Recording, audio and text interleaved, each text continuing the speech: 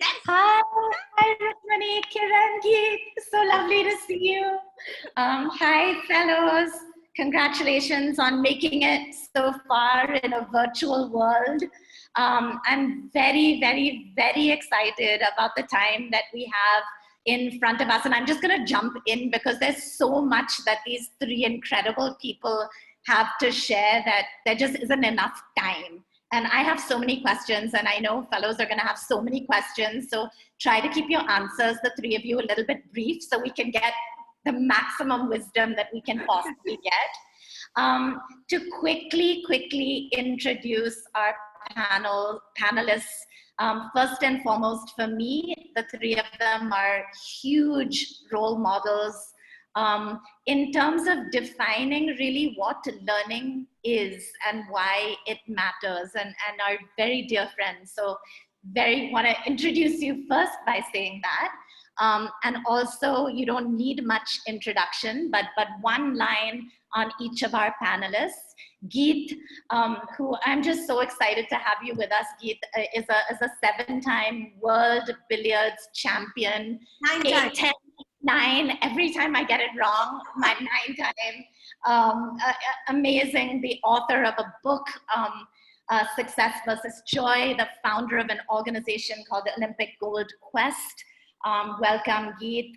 Rukmani is the force behind Asar, which for many of us is just the thing that keeps us reminded about the need to do this work in education, and has been on Pratham's leadership team for years, is an absolute force behind Pratham. Asar knows so much about research, the education system, so much. Rukmani, welcome.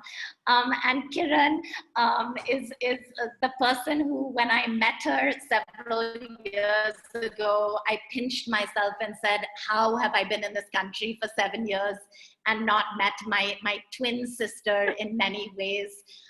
Such an inspiration, founder of the Riverside School, the mastermind behind Design for Change, which, fellows, is something that will touch all of your classrooms and has touched children around the world, speaks around the world, is the best teacher I know, has the best school in the world that I know. So welcome. Couldn't be more thrilled to have you with us. Yeah? Okay. So I'm going to jump right in and request Rukmani. First, I'm going to start very big picture, Rukmani, and ask you to really share, in your vast experience of the education system, what in your perspective is the truth of the system and what is the hope of the system? Jeez, these are like the opening batsman is getting like in the first ball of the game. Really don't know, Shine. These are very abstract words. Yes. What I can say is that, you start school at some point and you come out at the other end. And my hope is that, at least in India, whatever else our system does or doesn't do, we come out with lots of really strong friends and at least a couple of adults that we can look forward to as being with us, for life. And I think this happens regardless of where you're at, because kids are very good at figuring these things out for themselves. Now, what happens in the classroom and between books and between you and the desk and the chalk and the blackboard, may vary a lot from context to context. I think the hope is that, and I think that the last couple of months actually, despite being very difficult and all that, actually have given me a big renewed injection of hope. And I'd like to just lay that out because in some ways I have no memory of what was happening before this. But right now I feel like the entire, you talked about a big picture. So on the big picture, and I'm talking about, the kinds of schools or the kinds of communities that we deal with. I think the big picture that was in front of everyone, that everybody is familiar with, is that there was a place called school. And it started at a certain time in the morning and the bell rings or whatever. And everybody goes to that school. And then there's a spot in the school for you where you sit down and so-called learning begins. That's kind of the picture that anybody, anywhere, probably in the world will relate to, that this is what was school, and that, the school and the learning and all that happens together. I think what's happened in the last 3 months is that picture has changed quite a lot. Another picture should have changed long ago. The picture should have been different to begin with. But I think the picture has changed just because, हमारे हालात इतने बुरे हो गए कि we had to do whatever we could. And so I think that in many ways, the who, the what, the why, the when, the how was a particular way in my picture before. And now it's like lots of people are involved in something that, some people are calling learning, some people are calling engagement, some people are calling badmashi, some people but it's all, I mean, you're learning everywhere. You are learning only when you're sitting on your desk was not true. All these other things of learning were not recognized as, they were recognized as, shararat kar raha hai kind of thing. And a lot more people have come to the center of the stage, and they always were there. It's now that they've been told, you're not a supporting hero, to be hero ho kind of thing. And I think that what is being learned is also, again, because you were freed from the stuff that was happening there. I mean, I'm not saying what was happening there was necessarily all bad, but I think that you are also able to, things have become much more visible. Yes, of course, the divides and the disadvantage and all that is there. But I think we are on a much bigger stage now. There are many more cast of characters. And hopefully when things reopen, we'll not go back behind the shut doors and start doing the stuff we were doing before. So I don't know where is the truth and where is the hope, but this is the picture. Beautiful. Thank you, Rukmani. And Kiran, as someone who really started changing that picture way before, decades before COVID hit, can you talk a little bit about what you've tried to really reimagine and change in education? Well, a lot of actually what Rukmani has referenced was the frame even 20 years ago when I started Riverside, simply because that very structure and format that we were so used to, and we didn't question, there has to be a certain structure and there has to be a certain timetable, was questioned and shaped from the beginning. So I think in many ways, we sort of challenge a lot of the assumptions of what education should be and what learning should look like. So that continued. I think these last 3 months have possibly brought the speed of change a lot more, right? So it kind of literally, we would have possibly reached that eventual landing place where we were questioning time, and we were questioning structures, and we were questioning opportunities. I think we got a lot more confidence in these 3 months that it's possible. It is now, it is here. And the ability for the teaching community, and I don't just say that at Riverside, I say this across wherever I'm at, has rallied very quickly around this. Of course, it's also, I think, aggravated the inequity, the fact that it just is now in our face. We never saw it before, but now it's really here. It's going to be something that will really be the core of the way forward. But I think the confidence that if children can learn, you should not be teaching them. It's so simple, right? What they can learn by themselves, I mean, get out of their way, right? And really spend the time on relationships and empathy and excellence and all of the fun stuff that used to be relegated to after school programs or in the weekend or maybe once in the year. So I think what's exciting is first getting our head wrapped around this fluidity that has come, how this fluidity also needs structure, because that's really, really core to learning. So it's interesting tension between being fluid and being individual and personalized, and yet knowing that needs accountability. So it's that interesting tension. It's also the tension between self-direction and guidance. And it's the tension between flexibility and structure. I think these have come out very big. And for me, I'm loving grappling these ideas about how much structure, how much flexibility, how much self-direction, how much guidance, how much personalization, how much accountability. So I think these 3 months have been very exciting around shaping these. And I can only say going forward, it will crystallize a lot of these in some ways. So I'm excited. Yeah. And Geet, I think as someone who, to me, is an absolute master of learning, right? So one of these people, very few individuals in the world who found a purpose, obsessively learn towards absolute excellence and mastery. Can you share a little bit about what you see as the key components of learning? Like, what does it take to actually master whatever you put your heart to master? I think before I answer the question, I just want to make a comment on what both Rukmini and Kiran just said, that this whole last 3 months has actually done a fast forward for all of us. And I'm viewing that positively too, because like you said, both of them said that it would have taken 10 years to reach the stage, for online learning, working from home. So you actually, it's fantastic. It's an opportunity that should not be missed. And we've all fast forwarded and come to this position, in 3 months, what would have naturally taken 5 years. So I think we view that positively.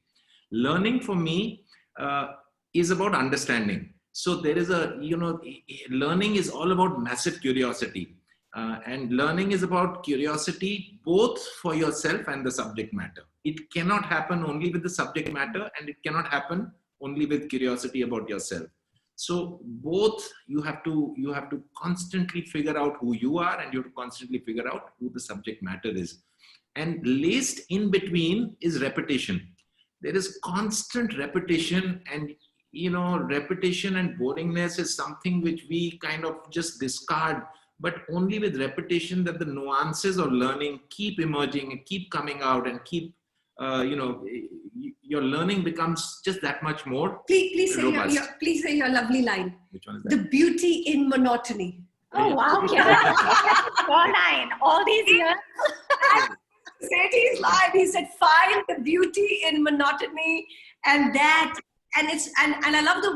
I love the juxtaposition of beauty and monotony in the same line. I think that's super. You ask a marathon runner, and he'll tell you the beauty of monotony, running for 4 hours, So there is so much to learn from repetition, and let's not discard that. Let's not discount that. And I think you guys in a profession where you're impacting, young minds, I think you need to be perhaps aware of that. And perhaps the young minds need to be aware of the fact that monotony and repetition is not necessarily a negative thing. Yeah. I mean, I just want to stay on that for a minute, because I actually had it as a later question, Kiran. I thought this was your beautiful line, not Geet's. But in the context, Kiran, of a young teacher, can you talk a little bit about the idea of what repetition, monotony, discipline, what do these things mean? As our fellows are going to step into virtual classrooms in a week, and then blended classrooms over time. So as young people about to start their journey, how would you make these ideas a little bit real for a teacher?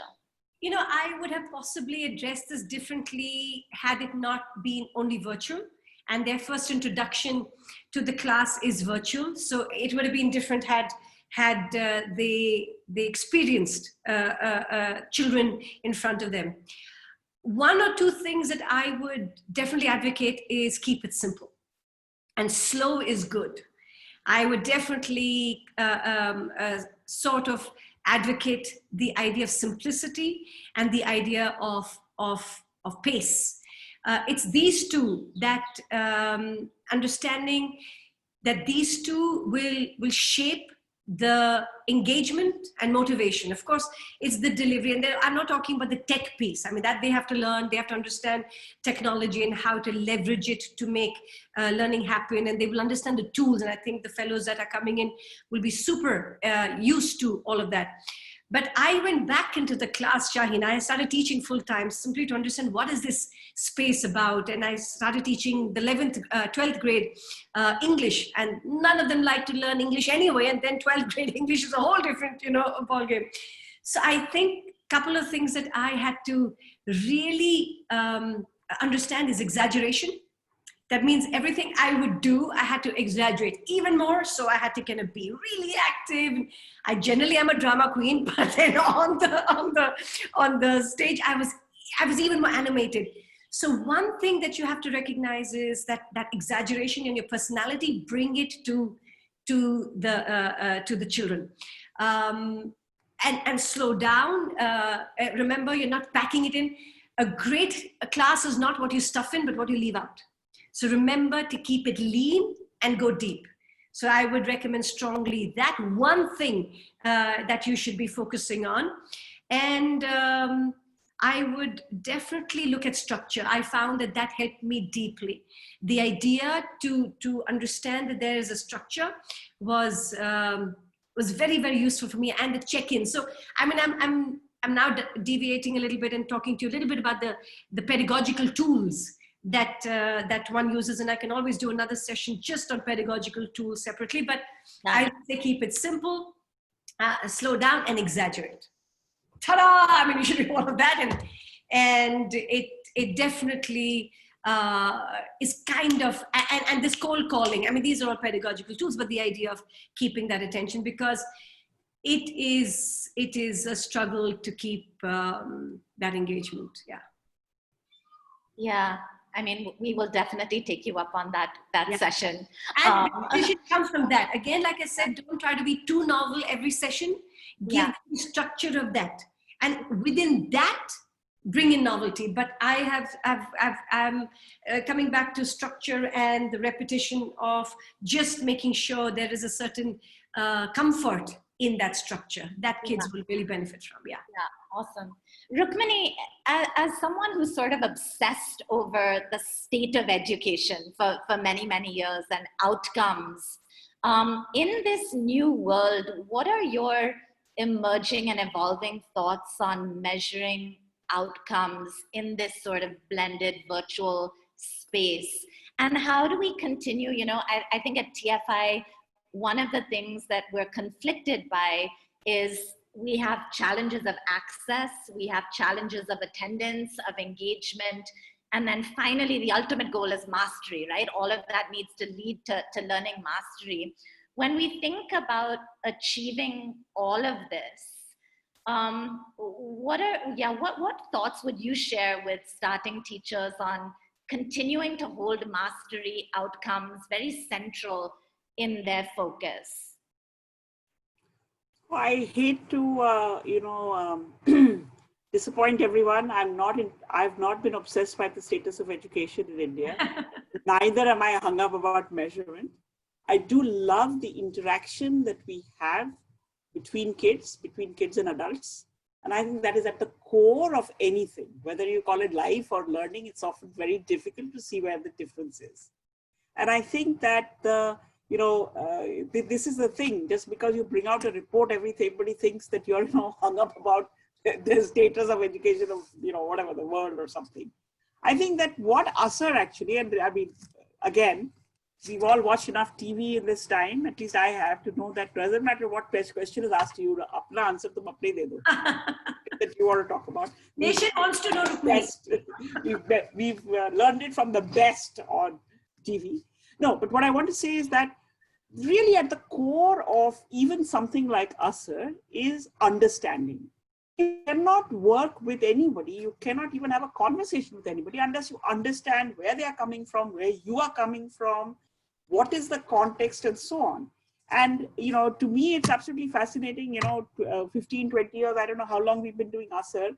You can walk into a village anywhere, and I was going to say anywhere in India, but I had the opportunity to go to a village in Uganda. It was exactly the same dynamic. When you go in, you have a little bit of butterfly in your stomach. You don't know what the context is all about. Pata nahi ye log kaun hai? Meri taraf aise kyun dekh rahe hain? Mera dupatta theek hai ki nahi? That's what a new teacher feels when you go into a new classroom, right? But then you start with the simple act of saying, come sit next to me. What, who are you? Blah, blah, blah. Acha, thoda sa ye padh ke batao. And the act of doing something together, and I would say this to potentially, your teachers as well, that just because we are on Zoom and we are on virtual, on one hand, I haven't been able to meet you face to face, But this is the time to connect as people, as persons. When it was a regular school, there was only the kid in the school. It's only the relationship between the kid and the teacher. Whereas now, when we are working with our children and communities, very often I'm on the phone to as many moms and kids as as many moms or dads as we are with kids, because all of this stuff is happening in the home. And so it's a great opportunity, whether it is us or whether it is your classroom. Understand I agree with Kiran, there's no big hurry. You're 6 years old, you're 7 years old, puri life bachi hai. So take your time, connect. I think very often we jump to curriculum, we jump to content. Yeah, wo sab aayega baad mein. But if I am not, I remember my teachers from when I was in second standard. I have no remembrance of what they taught. But I remember Mrs. Sood, she was such a wonderful person, and she used to wear this necklace which had, fruits on it. I remember this very, very clearly from 60 years ago. So connect with your kids in whatever way. Measurement, mastery, all this will come later. If I can figure out what makes Shaheen tick, I'll be a far better teacher in able to convince Shaheen that here is what we are going to do that you like, and here's that you're going to do that I like.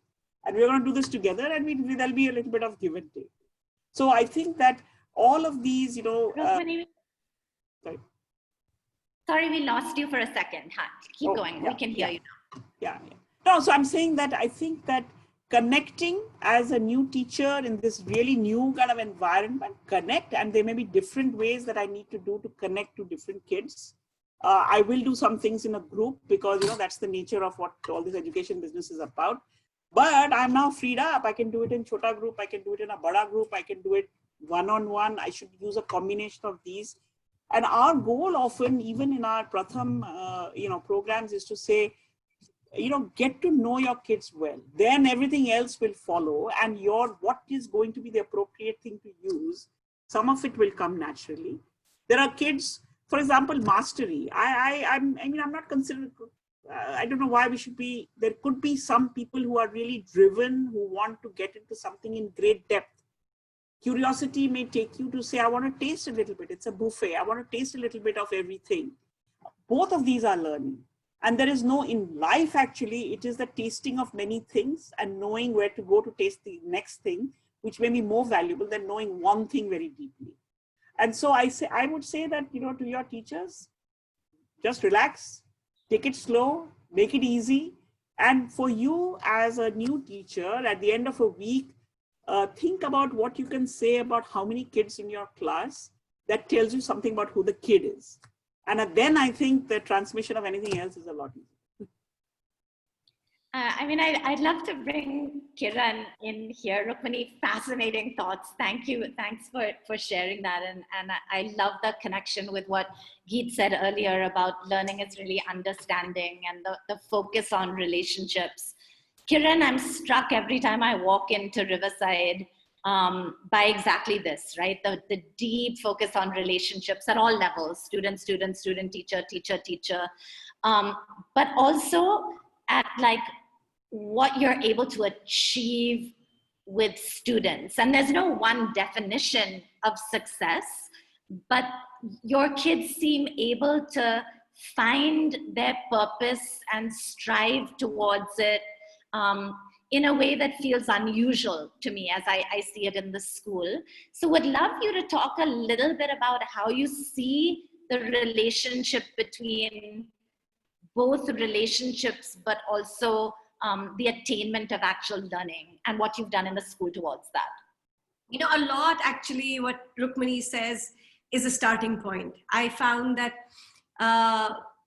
bringing children into the learning journey was a natural default action that we did right from the beginning. The idea of coming from a design thinking background, the simple task that you will not start with the what, you will start with the who. So the who and the why, that means the person and the purpose became the reason what you would go into. And that person and purpose takes time. And that's where we've invested the maximum time. The person and the purpose, and a lot of these are stories and names. because it comes from the fact of what my son experienced, right? Not having a name and not having a purpose.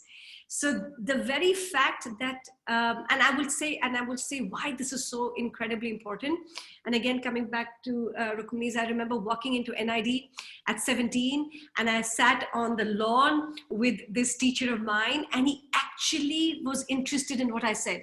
And I was taken aback by that interest. I didn't know I was interesting. I didn't know that somebody found what I had to offer.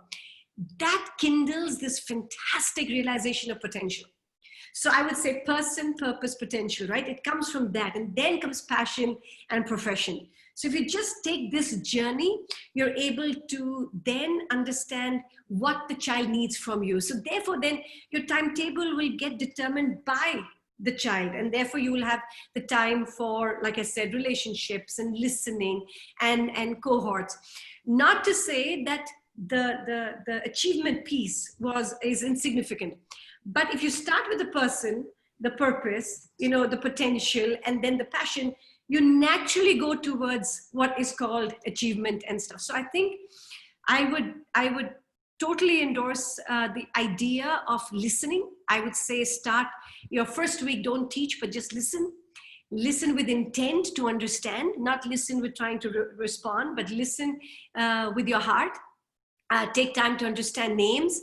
I would say find names and find stories, because these are going to be the reason to go forward. So I think a lot of that allowed the child to get confident in their passion. That's why you find a lot of our children have taken that and had the confidence to take a passion, whether you're a dancer in Kalakshetra or a musician or doing physics, or just today I got a child who said, ma'am, I gone to NID, I gone to Shrishti, I gone to this thing, so that excitement of finding your passion really comes from listening. So I would say that's a skill we don't teach our teachers enough.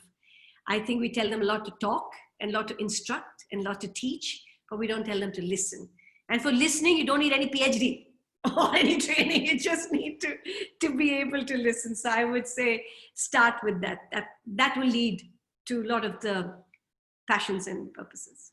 Beautiful. I'm Geet, thinking about the title of your book, Success versus Joy, and wanted to bring in the element of joy in learning. Can you talk a little bit about how you see success versus joy, and then also more broadly, the role of joy in learning? Yeah, joy in learning. So success, success is this, I think success and failure are both extremes which our society has. So our society has romanticized success to such a degree that it's become a kind of, everybody wants, it's become a goal, just this vague thing called success. And failure has been battered so badly that nobody wants to fail. And the paradox is that if you don't fail, you will never do well at anything. You will never learn. The failure is the trigger for you to start learning. So for me, success is nothing but a job well done. And really that is what is success. You do something to the best of your ability. You've understood a subject, you're successful. Whether that leads to money, fame, power, scale, impact, that's just totally another matter. So that for me is success. And failure for me is an extremely important part of learning. And I think enough has been said about it. And it's only when you fail that you will say, why did I fail? You start questioning. The minute you start questioning, you will start learning and you will start improving. Joy. So joy, see, joy is something that you will experience. How you will experience it, I don't know. Two lovers experience it at some point in time.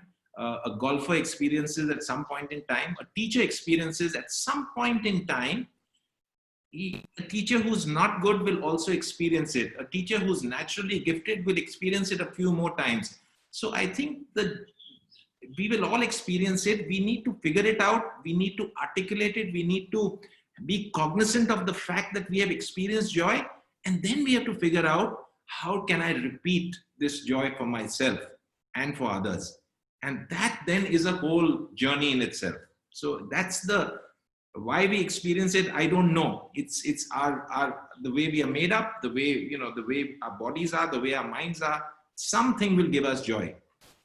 Catch it. catch it, absolutely catch it, and then start figuring out how I can repeat it. Rukmini, thoughts on joy? Can I have a thought on success? Of course. So I was reminded when Geet, you were talking, this is a story from a village in Bihar. I'm from Patna myself. And this was just around the time that panchayats had been opened up and there was a 50% reservation for women. And somebody that I was speaking to, somebody in their village, she stood for elections. And लोगों ने उनका उसका बड़ा मजा, मजाक किया कि, you're standing and so on. Now, as a result of her, so two things happened. As a result of her standing, because a lot of people felt she should not be standing for elections, normally, let us say 800 people used to vote. At that point, 1,200 people voted. And then when the results were out, there were 7 people who stood and she came second. So people came to her house and told her father-in-law, देखो देखो तुम्हारी बहू तो हार गई. And the father-in-law said कि किसकी जीत है किसकी हार है आप बताइए. ये सेकेंड आई है, कभी जिंदगी में घर से नहीं निकली थी, and इसके वजह से 400 लोग अपने घर से निकल के आए. तो किसकी जीत है और किसकी हार है इसके बारे में और बड़े ध्यान से सोचना चाहिए.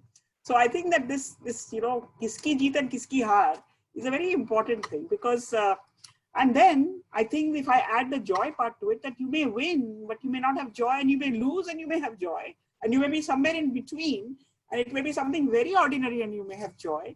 I think that the main thing, I think now I forget which one said it because they're both in my screen. You know when you feel it and usko pakad ke rakho. You may be able to repeat it and you may not, but enjoy the moment when it happens. I think, like say, I mean, in most sports, I think it's very easy. I used to play tennis. There is a sweet spot. The ball may go over the net or it may not, but when that ball hits the racket, you can feel it. Yeah, you can. Sweet spot, and it's a lovely feeling. And there's no, I mean, you're never sure if you can do it again, but you will try. Yeah, but then that's the whole point, right? If you get that sweet spot, and I've seen it when that moment of teaching happens, when you want that's the pursuit then you start on that pursuit. Can I repeat that shot? Can I get the understanding of it more? I think that's in any human endeavor, whether it is sports or whether it's teaching, whether it's a masterclass in cooking. I find that it's that flow that you don't even know time has gone. And it is that incredible moment of complete oneness with that act. And I think it comes in every. I know that when I walk out of a certain class and it's gone well, and everybody's smiling, and there's a student saying, "Hey, come again!" No, all those stuff. It just, all those ingredients are so beautifully entwined, and there's this peace in your heart that you say, it's happened, and then just go back and saying, that's your pursuit, and that's such an wonderful, painful pursuit, but it's a pursuit. Shaheen, can I share an Asar sweet spot with everybody? Absolutely, yeah. So this was, I can't remember exactly when it was. It was sometime in December, some years ago. We usually release the Asar report in January, and December is spent, day and night, churning the data. So I get this email, or maybe it was a letter, inviting me to an Asar release. So I thought, how is this to happen? I thought we are the ones who do the Asar release. This was a letter from a school in Seelampur in Delhi. I think, Shaheen, maybe you know the story. And it was a bunch of kids. I think there was a Teach for India fellow who was involved. And they were doing their Asar release. And so they came to invite me, and of course I went. And then I heard the whole story. It was on the top of a madrasa in a very crowded part of Delhi. These were 5th standard kids. And for some reason, they had been talking about, the status of learning or something or the other. And the kids said, ki Seelampur ka report kahan pe hai? Is pure kitab mein to sare state hai, but Seelampur to isme nahi hai. Which is true, because we don't do urban, and certainly we don't do mohalla by mohalla. And so their Teach for India fellow must have said, ki fir theek hai, nahi hai to karna padega. So these 5th standard kids did an Asar survey of 500 or more households in their community. And they brought out a report. They invited me for the release. I was in the audience, and they did exactly what we do in the report. They first presented the report, then they had someone comment about the report. I mean, it was such a, it is, I would say, in my 15 years of Asar, it was the sweetest spot. I had these kids actually come and speak to the entire Asar team. And when we put them on this was a national Asar team, and they sat on the stage. And most of the kids sitting on the stage, their feet were not even reaching the ground. Their legs were dangling from the chair. And they were asked questions, very serious questions. We did not say that, just because they are in 5th standard. And the answers they gave were incredible. Somebody said, ki private school better hai, ki government school better hai? Aapki kya rai? Exactly like, people do on TV. And this kid, as she was dangling her legs, said, mere se pucho, kyunki main dono type of school mein pad chuki hu. Aur main batati hu. कि अगर आप बिल्कुल whatever it is, smart हो तो government school में private school कहीं भी जा सकते हो, पर अगर तुम थोड़ा कमजोर हो तो वो टीचर को देख के जाना कहाँ पे पढ़ना है, और वो दोनों जगह पे होते हैं. I mean, at that moment I knew somebody in NDTV to say ये लोगों को उतारो यार जो तुम्हारे शो पे आते हैं और इनको लेके जाओ, because it was such an amazing moment. So I mean, I felt I was going to get in this story somehow in your panel today. Oh, I'm very glad that you brought it in, because it was, it was the sweetest spot moment ever. That this is the reason we do this, that you care about your community, you want to do something about it. And one way to figure it out is to understand it. And all this measurement is only tied to this, that you want to understand it so that, you and everybody else can do that. So I wonder where those kids are, but they're going to go very far. But I like to kind of chip in here to say that this is exactly what surprises me consistently, to say we are surprised by our children all the time. As a yaar ye chote hai to ye kamal kiya, and I keep saying that every child on the planet in the first 2 years of their existence tell you how amazing they are. They go from crawling to sitting to standing to laughing to thinking in the first 2 years, the most dramatic movements. And then what do? We send them to school. Abhi, chup raho, listen, keep quiet, don't talk. And we do that for 15 years. For 15 years, we do that, not for one day or for 1 month. And then we wonder, where the hell is India? What is happening? Why don't we have responsible citizens? It's that all of us, that you've done, or that Rukmini is doing, or that all of us, and that all of your fellows have been compelled to do that belief in that ability of our child is inherent. You've got nothing to do with it. All you can do, if you're very lucky, is to be on that story and that journey with that child as they go forward. And then comes passion and purpose and all of the other things. That's just the recipe that you can do. But I think we have to stop being surprised by our children. That I find, छोटा है ये कर दिया है, सब अरे my God कमाल ही हो गया, अरे यार, just that's the whole point of it, right? So I think that I would tell the fellows also, just remember that don't assume or don't diminish the child's wholeness by age or gender or demographics. These filters अगर अपन निकाले ना, मस्त. Gender, age, and demographics. Baki cheezein hoti hai, like, special needs exam. But universally, these are the 3 filters that diminish our understanding of our children. So, Kiran, I have to take this opportunity to have you talk about DFC. Even though I'm really honestly one of your top 3 biggest champions of DFC and constantly talking about it at TFI. But I think just got sparked by Rukmini's story, the power of students to do and to change things. Can you talk a little bit, take us back into Kiran's head when DFC was born? I don't think I've even ever really asked you that question. And talk a little bit about the motivation and what is DFC and the power of it, especially to our teachers. Well, actually, it's a combination of many things. One is, of course, Riverside had already done 8 years by then, right? I started the school in 2001. So by 2008 or 2009, we were already seeing, and that's when you actually came around 2005, when you saw evidence of the child's potential irrespective of age and gender and demographics, right? It was pretty visible. And I think 2009, the opportunity came only because of our mad friend Venkat Krishnan. Because Venkat had this big grand idea of the Joy of Giving Week, saying, how can India celebrate giving? And I remember still, I was on the couch in my living room, and it was 7:30 in the evening in February, end Feb. And he was talking excitedly about Joy of Giving, and Anshu was there, and we were all talking.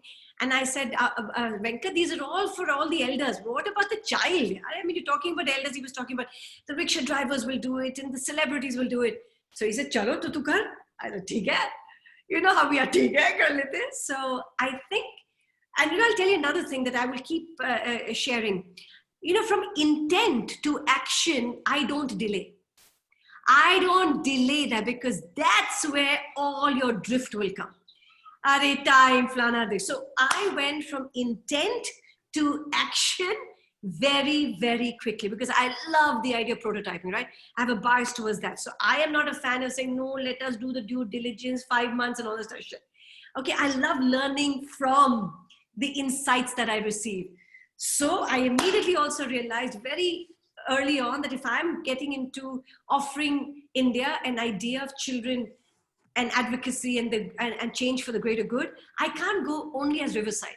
So I very quickly realized that I needed some strong names. And that's when I went to IDEO and Stanford and Harvard, etc., and said, and of course, NID, and saying, can we go and create this opportunity and a framework for children to be agents of change? So FIDS was actually born out of that very quickly. So February end, I think of it. March, I rally my partners. April, I get Rahul Bose in as my brand ambassador. In June, I'm rolling it out. It was as quick as that. And I think the Feel, Imagine, Do, Share framework, I was very intentional in the design. That means the idea of empathy must trigger action. You can't do without knowing who and why. That's the problem in education. We get into do. And when you ask a child, why are they doing it? They say, teacher told me. That's the problem, because I have no idea why the hell I'm doing all this. So we're so caught up in me feeling important by doing, we don't realize we have to pause a little. And that pausing of to feel and imagine comes with that I can. I mean, the idea of, agency. So I think the framework was simple enough.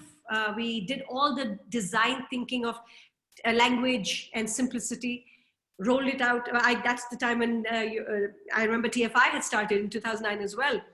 And that's when we collaborated and said, let's get this out into the world.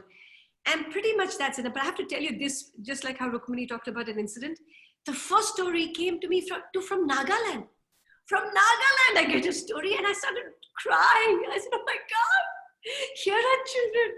And it was a simple story. It was not dramatic and large. It was a simple story of children being able to effect change for the greater good. It was marvelous. But that's it. So today we have around 40,000 stories of change. We're in 70 countries and children are just, storytellers, and we're just getting, so I think that's really what was so simple. And I think, again, I would advocate simplicity doesn't mean it's not mature. Simplicity, when you distill values into simple frameworks, it doesn't mean it's superficial. So don't I would say simplicity for me is a really, really massive way to get things to be replicated, to flow, to go. So that's really beautiful. Geet, I have two very different questions for you. One is, as someone who has seen Kiran evolve from someone with a dream who was not an educator to this force of nature in front of us today. Kiran, I don't know if you can even see the chat box, but the number of people who want to sit in your classroom is amazing. What do you feel, Geet, has been behind Kiran's journey? Like what attributes have led to her really evolving into such a profoundly insightful educator? So she was always, she has high intellect. And she's a doer. Okay, she always has been ever since I've known her. Doer, high intellect. And I think when she became a mother, that triggered off something very powerful.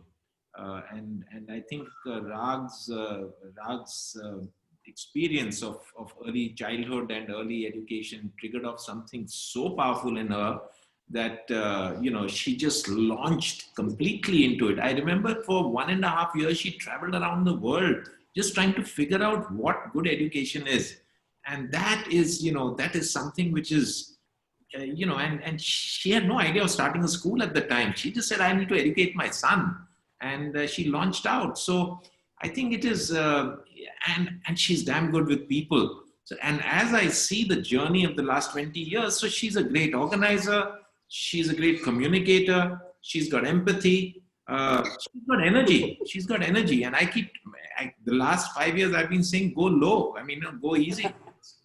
High energy to a point where she burns herself out.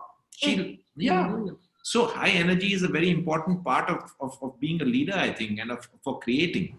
You need high energy for creation. So it's this amalgamation of everything. I think but I have seen her over the years, just her energy levels go up. I have seen her intellect get honed, and her articulation and her conceptualization.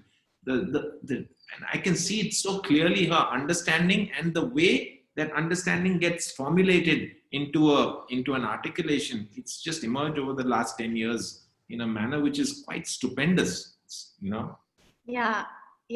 Before I go to my other question, what you said sparked something we're thinking a lot about, and this question is for any of the three of you.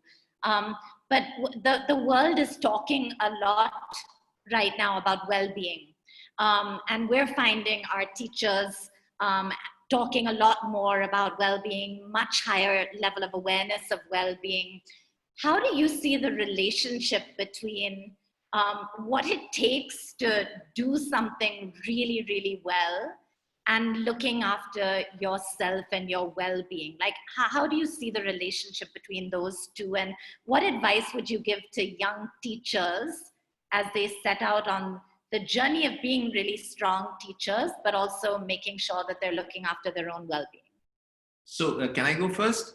I think you don't have to look after your well-being. You have to go hell hog into creation. You can't say, oh, I need rest and I need to today to kind of chill out. No. It's an extreme. You have to be tilted completely to the extreme. And when you're young and you have the energy, go for it. Please don't look after your well-being, because if you look after your well-being, somewhere down the line, there will be a dilution of the well-being of the world, or the well-being of what you're trying to create, or the well-being of your organization. So that is my take. It's a very extreme take. Let the well-being come later on. How interesting. Yeah, and I'm probably looking. Are you saying that at any age? No, I'm saying when you're young. I'm saying when you're young, and you're creating. And I'll tell you, and I'll see why this is for me. I look at my daughter. For those who don't know, she's diabetic. And so very often her stress levels determine her sugar levels in it. And I'm often worried about her well-being, right? Because for diabetics, especially type 1, your mental state will immediately come into your sugar levels. And that causes a lot of alarm, and she's been in and out of hospital, etc. But this girl is going at a level. She started her foundation on diabetes, etc. And she's been literally working 14-hour days. And I don't know what advice to give her, because I know myself at that time. I know that like Geet says, I never worried about well-being, because I just felt this. I know it's a wrong word to say, but there's an arrogance of youth. There's this idea that I am young and I'm capable, and I never felt tired. And I look at you, and I've often shared this with you, that I still don't feel tired. I don't know where that joy, that purpose comes. I think purpose gives you strength and stamina for some strange reason. I haven't fallen ill, etc. And I find that at this point, your I don't know, but though that you should not reach out. I think for me, just remember that you're not doing this alone, and you don't have to. I would just say that you're not alone. You don't have to, and especially with something so wonderful like a fellowship, I would say listen and call out then. Don't delay, and you'll get the fuel for the extra day. So yeah, I would say youth is fantastic, and allow that to shape. At this age now, I need well-being. I think well-being. I think there's an age for it. I think well-being comes from joy. If you repeat, Yeah, and there's repetition, and purpose. repetition of joy, you won't have to bother about well-being. Yeah, that is actually true. That is true. Rukmini, you want to add anything here? No, I'm enjoying the Okay, we have a lot of questions and very little time left from fellows, but Geet, there's a special request from someone who heard you speak 5 years ago. The question is, what is the role of deliberately practicing any skill before mastering it? And his request is to share with new fellows, if you remember, the anecdote that you shared 5 years ago of Prakash Padukone. Yeah, to hone a skill is about being obsessive. So the Prakash Padukone anecdote I was giving an example for consistency, that you have to consistently and continuously, you have practiced whatever your purpose is. And Prakash, I think in 1977, he was already a 7-time national badminton champion. He was like top of the league, and every time he went for an international tournament, he would not cross the quarterfinals or semifinals. In 77, he said, why am I not? And he was like way above everybody else in India. And he said, in my own standards and in my own mind, he said, I thought I can't work harder. I was working so hard. And then he said, let me go to Indonesia. Let me check what these guys are doing. And the Indonesians were the top end badminton players at the time. And he came back and he said, Geet, I realized that I was practicing 30 to 40% of what these guys were actually doing, both physically and on the net. And he said, I came back and I realized that I would have to stop social existence, and I would have had to focus only on developing every muscle in my leg and arm and abdomen, and the skills on badminton. So his whole life started at 4 in the morning with a 10-kilometer jog and ended at 8 in the night, with 3 hours of badminton practice. And he said he had to do that for 3 years. And after 3 years, 1980, he said he didn't even know how he just easily won the All England Championship. And if you see the matches, in one of the launches, they showed his match. He just sailed through and he became the All England champion. So, But that's also, I think what he brings to the table is you must know what better looks like. So you have to know that. I think think the important thing is I work very hard. Oh yeah? You work hard according to the benchmarks set by the world. Why are you going by the benchmarks set by yourself? Your benchmarks are going to be wherever they are. You have to figure out your benchmarks. I mean, at the cutting edge top end. That's what hard work is. Not that I work for 6 hours today. No, that's not. No, somebody is working 12 hours. And when that is damn good, you'll find somebody working 13 and a half hours. He's going to be about 0.003% better than you. So. How many hours did you practice when? So I used to play about 6 hours, 7 hours a day. But when I went through a bad patch, I was playing 12, 13, 14, 15 hours. Yeah. 2 years he didn't win a single prize, and he kept thinking, I have a drought, I have to go back. And he went back to the drawing board. After winning how many titles? 3 or 4. Yeah, 3. Yeah. Rukmini, there's a beautiful question that's come in. I'll just read it out. How can we use education as a practice of freedom to move beyond communalism, casteism, and gender inequality? And I see Kiran's eyes lighting up. You can answer after Rukmini. That's loaded. I want Rukmini to answer. No, these are, I mean, how come he gets the questions about joy and I get about you know, You all of can't say anything anyway, so I can ask you any question.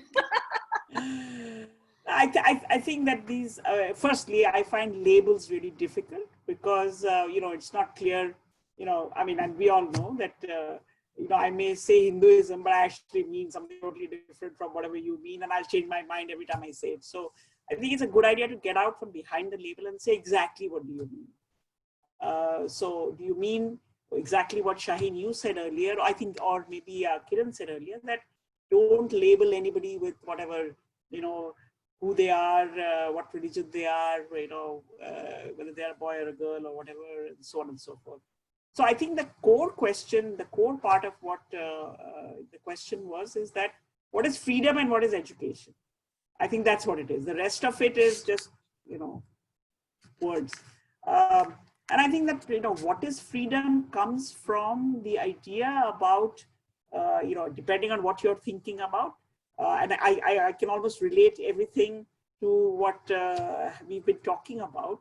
If freedom can be related to realizing your own potential, freedom can be related to thinking how you're going to change the world around you.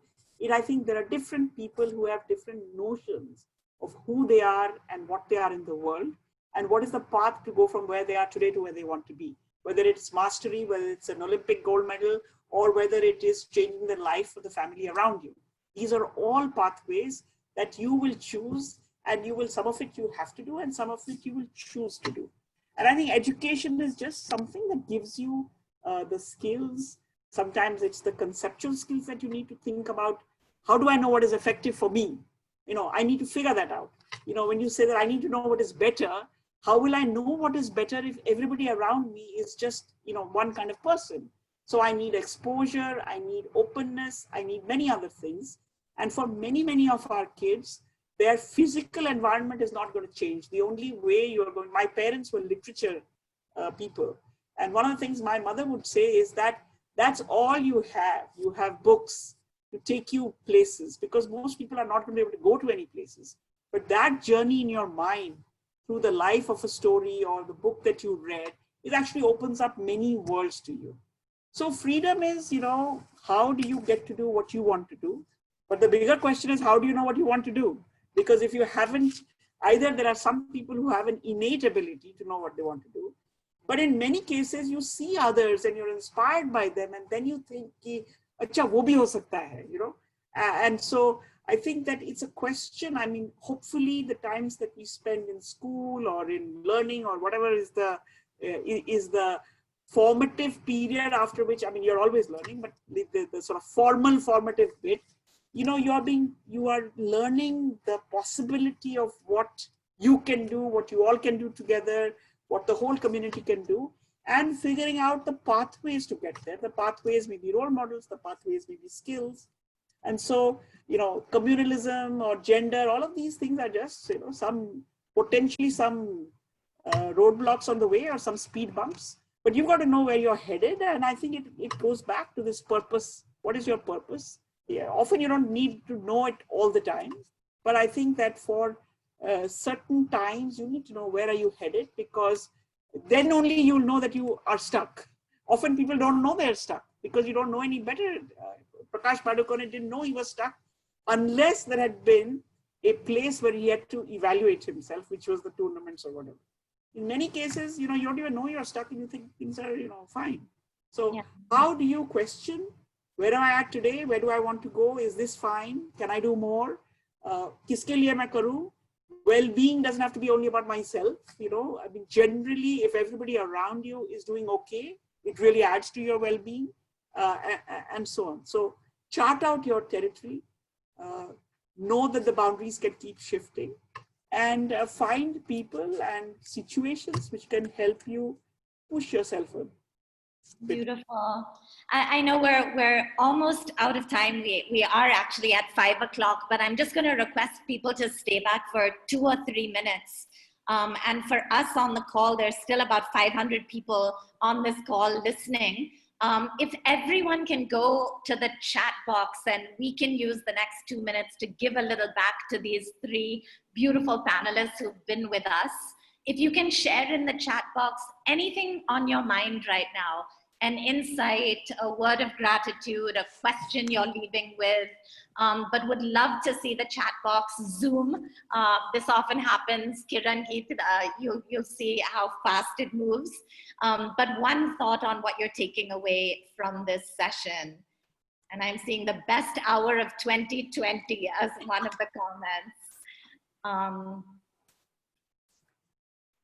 Lots of thoughts on energy, love, motivation. The hour went by, inspired, the sweet spot. Thank you, beautiful people, feeling blessed right now, intent to action.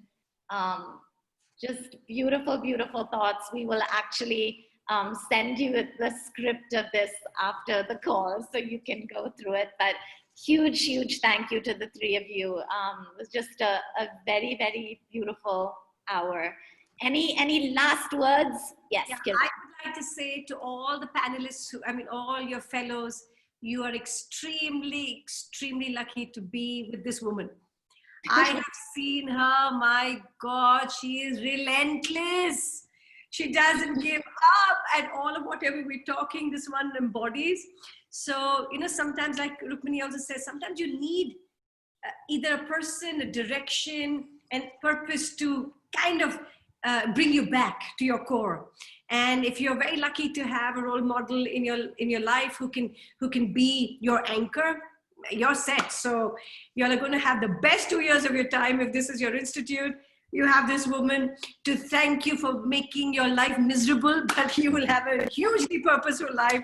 So enjoy it and really, really take from this, because what you're going to give to the kids is going to be outstanding. So really, thank you, Shaheen, again. Keith, any last words from you? No, thank you. And I think I just would like to mention to all your fellows that you guys are mavericks, and you have amazing potential. With you, believe in yourself and dig deep. Dig deep and just the one word: understand your subject, and go for it. Yeah, you guys have too much potential, and you guys are great. Beautiful. Rukmini, last words to the fellows. I just want to say that a cohort of 2020 is a very special cohort. Yeah, true. People are going to look back at you to say that you were really something else. And so just remember that. Bye. Thank you. Bye. Bye. God bless. Stay safe. Bye.